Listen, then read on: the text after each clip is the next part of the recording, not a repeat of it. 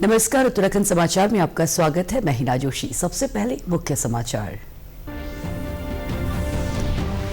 बिजली उपभोक्ताओं को बड़ी राहत। मार्च माह के बिल में उपभोक्ताओं को मिलेगी छूट। 95 पैसे प्रति यूनिट तक की बचत।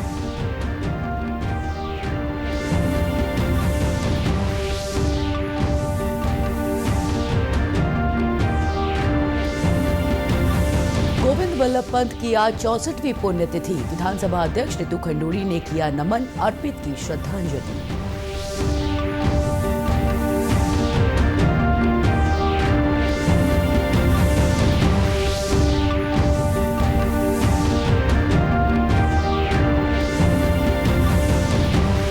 और उत्तराखंड में बागवानी होगी डिजिटल। कृषि की विभिन्न योजनाओं के लिए बजट मंजूर। राजकीय उद्यान चौबटिया में रिटेल आउटलेट और रेस्टोरेंट खोलने का फैसला। और अब समाचार विस्तार से। आज गोविंद बल्लभ पंत की 64वीं पुण्यतिथि है। इस अवसर पर विधानसभा अध्यक्ष और कोटद्वार क्षेत्र की विधायक रितु खंडूड़ी भूषण ने गोविंद बल्लभ पंत की पुण्यतिथि पर उनके कार्यों और सिद्धांतों को याद करते हुए श्रद्धांजलि अर्पित की।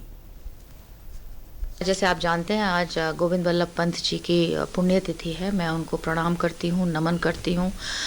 वो स्वतंत्रता सेनानी रहे हैं और हमारे लिए प्रेरणा स्रोत रहे हैं। पहले मुख्यमंत्री उत्तर प्रदेश के थे, चौथे गृह मंत्री इस देश के थे और उन्होंने उत्तराखंड और भारत को सशक्त मजबूत करने में बहुत सारा कार्य किया है। तो मैं अपनी तरफ से उन्हें नमन करती हूँ, प्रणाम करती हूँ और श्रद्धांजलि देती हूँ। प्रदेश की 27 लाख से अधिक बिजली उपभोक्ताओं के लिए राहत की खबर है। मार्च के बिजली बिल में ऊर्जा निगम की ओर से 137 करोड़ रुपए की छूट दी जा रही है। Fuel and power purchase cost adjustment यानी FPPCA के तहत उपभोक्ताओं को बिल में ये रियायत दी जा रही है। इससे घरेलू उपभोक्ताओं को प्रति यूनिट 95 पैसे तक की राहत मिलेगी। ऊर्जा निगम के प्रबंध निदेशक अनिल कुमार ने बताया कि उत्तराखंड विद्युत नियामक आयोग के टैरिफ विनियमों के अनुसार अगर ऊर्जा निगम की मासिक विद्युत क्रय लागत अनुमोदित विद्युत क्रय लागत से अधिक होती है तो उसे उपभोक्ताओं के बिजली बिलों में FPPA मद में जोड़कर वसूला जाएगा। अगर मासिक विद्युत क्रय लागत अनुमोदित विद्युत क्रय से कम होती है तो उसे उपभोक्ताओं के बिजली बिलों में वापस किया जाता है। उन्होंने बताया कि पूर्व में बीते जुलाई से दिसंबर तक के विद्युत उपभोग के सापेक्ष उपभोक्ताओं को कुल 427 करोड़ रुपए इसी मद में लौटाए जा चुके हैं। जब हम लोग बिजली मार्केट से परचेज करते हैं तो कोशिश करते हैं कि बेयर मिनिमम पे परचेज की जाए। हम लोगों की प्रॉपर प्लानिंग, प्रॉपर फोरकास्टिंग और प्रॉपर शेड्यूलिंग की वजह से और प्रॉपर परचेज की वजह से हम लोग जब सस्ती बिजली परचेज करते हैं तो उपभोक्ताओं को उसी माह के जब बिल बनता है नेक्स्ट मंथ में तो उसमें छूट देते हैं। तो इस बार हम लोगों ने 137 करोड़ रुपए की जो हमें स्वीकृत राशि थी उससे सस्ते में बिजली परचेज कर पाए हैं। तो 137 करोड़ रुपए का माननीय उपभोक्ताओं को वापस कर रहे हैं। राजकीय उद्यान सर्किट हाउस में उत्तराखंड औद्यानिक परिषद की 8वीं सामान्य सभा की बैठक का आयोजन किया गया। इसमें बागवानी क्षेत्र को डिजिटल और आधुनिक बनाने पर चर्चा की गई। बैठक की अध्यक्षता कृषि मंत्री गणेश जोशी ने की। बैठक में राज्य के कृषि और औद्यानिकी क्षेत्र को डिजिटल करने के लिए डिजिटल उद्यान और प्लांट एलोकेशन सिस्टम की रिपोर्ट पर चर्चा हुई। इसके साथ ही कृषि योजनाओं को डिजिटलाइज करने के लिए 20 लाख रुपए के व्यय को मंजूरी दी गई। वहीं राजकीय उद्यान चौबटिया में किसानों के प्रसंस्कृत उत्पादों की बिक्री के लिए रिटेल आउटलेट और रेस्टोरेंट खोलने का भी फैसला लिया गया। इसके लिए 25 लाख रुपए की स्वीकृति दी गई है। राज्य में सेब की अति सघन बागवानी योजना को भी बढ़ावा देने का निर्णय लिया गया है। किसानों को नई तकनीकों से प्रशिक्षित किया जाएगा ताकि उत्पादन और गुणवत्ता में सुधार हो सके।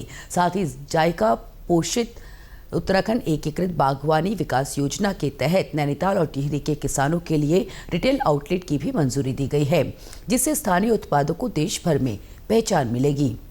बैठक के बाद कृषि मंत्री ने किसानों के साथ संवाद किया और उनकी समस्याओं पर चर्चा की। उन्होंने अधिकारियों को निर्देश दिए कि किसानों को समय पर उर्वरक, बीज और अन्य सुविधाएं उपलब्ध कराई जाएं। साथ ही रुद्रप्रयाग को जैविक जिला घोषित किए जाने के बाद वहां जैविक खेती को और बढ़ावा देने के लिए जरूरी कदम उठाए जाएं। राज्य में कीवी, बड़ी इलायची और परिसीमन फल की खेती को बढ़ाने के लिए भी विशेष प्रयास किए जाएंगे। टिहरी जनपद के थत्यूर क्षेत्र में किसानों की उपज के लिए एक छोटी मंडी बनाई जाएगी ताकि उन्हें बेहतर बाजार मिल सके। बद्रीनाथ हाईवे को यातायात के लिए खोल दिया गया है। कर्णप्रयाग गोचर के बीच चट्टान गिरने से ये मार्ग बाधित हो गया था, जिससे यात्रियों को काफी दिक्कतों का सामना करना पड़ा। प्रशासन की तत्परता से हाईवे से मलबा हटा दिया गया है, जिससे वाहनों की आवाजाही फिर से शुरू हो गई है। मसूरी देहरादून मार्ग पर देर रात एक हादसा हो गया। एक तेज रफ्तार थार कार ने बाइक सवार को पीछे से टक्कर मार दी, जिससे युवक गहरी खाई में जा गिरा। स्थानीय लोगों ने किसी तरह युवक को बचाया। जानकारी के अनुसार मसूरी के गलोगी पावर हाउस के पास बाइक से मसूरी लौट रहे युवक को पीछे से आ रही तेज रफ्तार कार ने टक्कर मार दी। टक्कर इतनी जबरदस्त थी कि युवक खाई में जा गिरा। मौके पर मौजूद स्थानीय लोगों ने युवक को जान जोखिम में डालकर बाहर निकाला और एम्बुलेंस से अस्पताल भेजा। पुलिस का कहना है कि सूचना मिलते ही टीम मौके पर पहुंची और घायल को 108 एम्बुलेंस से देहरादून अस्पताल भेजा गया। पुलिस ने आरोपी कार चालक को भी गिरफ्तार कर लिया है। घायल युवक का नाम प्रशांत बताया जा रहा है, जो मसूरी के एक होटल में काम करता है। वो देर रात बाइक से मसूरी लौट रहा था, तभी ये हादसा हो गया। देहरादून में हुए all India public sector cricket tournament के फाइनल में फूड कॉर्पोरेशन ऑफ इंडिया ने बैंक ऑफ बड़ौदा को 14 रन से हराकर लगातार दूसरी बार खिताब अपने नाम किया। देहरादून की अभिमन्यु क्रिकेट स्टेडियम में खेले गए फाइनल मुकाबले में एफसीआई ने टॉस जीतकर पहली बल्लेबाजी करते हुए 20 ओवर में 8 विकेट पर 175 रन बनाए। जवाब में बैंक ऑफ बड़ौदा की टीम 161 रन पर सिमट गई। इस टूर्नामेंट में 13 पब्लिक सेक्टर इकाइयों की टीमें शामिल थी। एफसीआई के executive director personnel Akhilesh Mishra ने कहा कि ये टूर्नामेंट कर्मचारियों में खेल भावना को बढ़ावा देता है, साथ ही कर्मचारियों को स्वस्थ रखने में भी मदद करता है। देखिए, स्पोर्ट्स एफसीआई के लिए काफ़ी महत्वपूर्ण एक्टिविटी है, क्योंकि हमारा बिलीफ है कि अगर हम स्पोर्ट्स प्रमोट करते हैं तो एक तरह से हम एक मोरल बिल्डिंग करते हैं अपने टीम्स का, हमारे वर्किंग टीम्स का, हमारे स्पोर्ट्स पर्सन के जो हमारे साथ काम कर रहे हैं, और साथ ही साथ एक माहौल जो हर जगह क्रिएट हो जाता है जहाँ पर ऐसे मैचेस हो रहे हैं। लोग प्रोत्साहित होते हैं स्पोर्ट्स की तरफ ध्यान देने के लिए और उससे प्रेरणा लेकर के कुछ बेहतरीन काम करने का अंजाम देते हैं। जनपद पौड़ी गढ़वाल के कोटद्वार भाबर में इन दिनों खेतों में गेहूं की फसल लहरा रही है। चारों तरफ गेहूं की अच्छी पैदावार नजर आ रही है, लेकिन वहीं दूसरी ओर जंगली जानवर गेहूं की फसल को तहस नहस भी कर रहे हैं, जिससे किसानों को भारी नुकसान उठाना पड़ रहा है। भाबर की झंडीचौड़ पश्चिमी में काश्तकारों के खेतों में हाथियों ने उत्पात मचाया और फसल को तहस नहस कर दिया। झंडीचौड़ के पार्षद सुखपाल शाह का कहना है कि आए दिन हाथियों के साथ साथ नीलगाय, सूअर और हिरन खेतों को भारी नुकसान पहुंचा रहे हैं। उन्होंने जंगली जानवरों से फसलों के बचाव के लिए सुरक्षात्मक दीवार बनाए जाने की मांग की है। और ये आए दिन जंगली हाथी जो है यहाँ पे किसानों की फसल को बहुत ज़्यादा नुकसान पहुंचा रहे हैं। और अभी जो है कल रात की बात है, ये कल रात यहाँ पे जो है इस गरीब परिवार का जो है खेत जो है हाथी ने तहस नहस करके पूरा खेत को बहुत ज़्यादा नुकसान कर दिया है। और इसकी सूचना हमने जो है वन विभाग को भी भेज दी है कि भाई शीघ्र ही इस परिवार को जो है मुआवजा दिया जाए। क्षेत्र के काश्तकारों का कहना है कि अक्सर रात के समय जंगली जानवरों के कारण उनकी गेहूं की फसल को भारी नुकसान पहुंचा है। साथ ही जंगली जानवरों को भगाने पर खुद उनको उनकी जान का खतरा रहता है। हाथी डेली यहाँ हाथी आता रहता है, फिर मकान को भी डर है, ये मेरा मकान है, और उसके बाद वहाँ कहीं हमारा भी नुकसान ना हो जाए तो ले आ जाए। हम सरकार से ये बोलेंगे कि मतलब सुरक्षा दिया जाए, हमारे को ये दीवार वगैरह रखा जाए।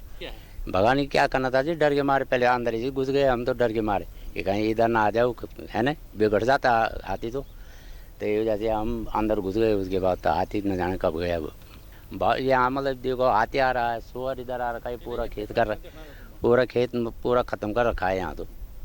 लैंसडाउन वन प्रभाग के प्रभागीय वन अधिकारी आकाश गंगवार का कहना है कि ये क्षेत्र हाथी बाहुल्य क्षेत्र है। ऐसे में खेतों में हाथियों या जंगली जानवरों की गतिविधियां होने पर किसानों को तुरंत वन विभाग को सूचित करना चाहिए।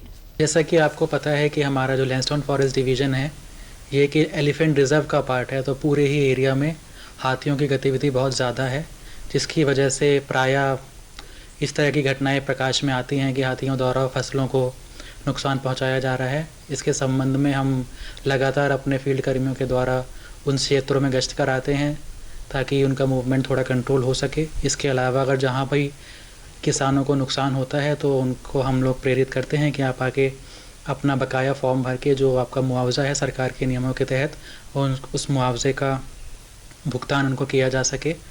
इसके अलावा एक अपील मेरी यही रहेगी कि आप भी जब भी एलिफेंट का मूवमेंट ज़्यादा होता है तो उसके बारे में वन विभाग को सूचना दें ताकि हमारे फील्ड कर्मचारी तुरंत मौके पर पहुंच सकें और नुकसान को कम किया जा सके।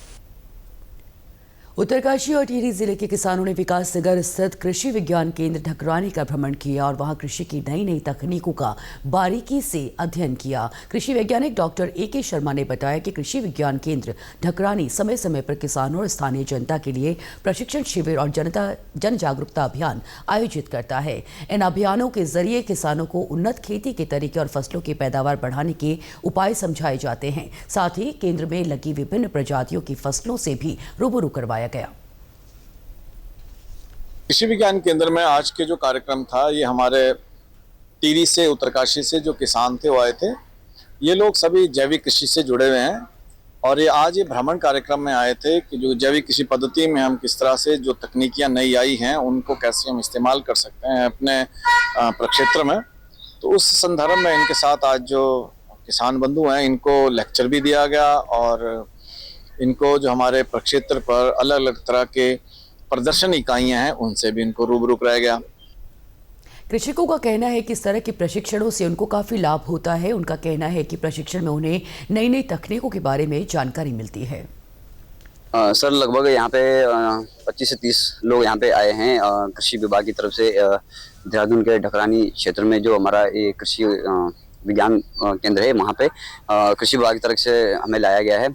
हमारे साथ बहुत सारे काश्तकार लोग आए हैं, उनको नई आज के टाइम पे जो इम्प्रूवमेंट हुआ है कृषि क्षेत्र में, तो वो सब उसको देखने के लिए यहाँ पे लोग इकट्ठे हुए हैं। मतलब उनका भ्रमण है कि किस तरीके से आप अपनी खेती को इम्प्रूव कर सकते हैं मतलब आज के टाइम में।